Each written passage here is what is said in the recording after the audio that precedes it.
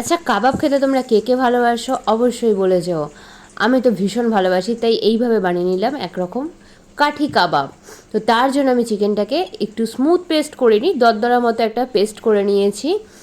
আর এদিকে দেখো আমি নিয়ে নিয়েছি চিকেনের সাথে পেঁয়াজের স্লাইস, আদা রসুন বাটা, নুন, চিনি, একটু লঙ্কার পেস্ট নিয়েছি, আর সাথে দিয়েছি বাটার, আর এই চাট মশলার কালারের জন্য কাশ্মীরি লঙ্কার গুঁড়ো, আর দিয়ে দিয়েছি ধনেপাতা। এরপর সমস্তটা মিক্সিতে আমি পেস্ট করে নিয়েছি। আর ওদিকে যে কাঠিগুলোর মধ্যে আমি একটু তেল মাখিয়ে নিয়েছি। এরপর আমি আস্তে আস্তে এটা কাঠির মধ্যে দিয়ে দেব।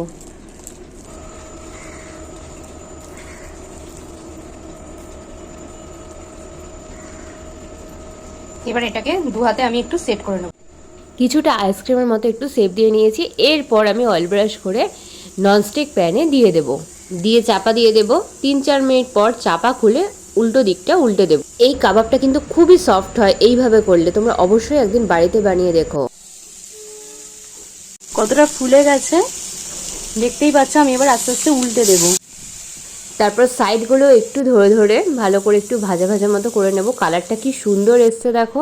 আর এই যে শুধু দেখলে হবে, একটু ছড়িয়েও তো দিতে হবে। কতটা নরম হয়েছে সেটা নিশ্চয়ই বুঝতেই পারছো।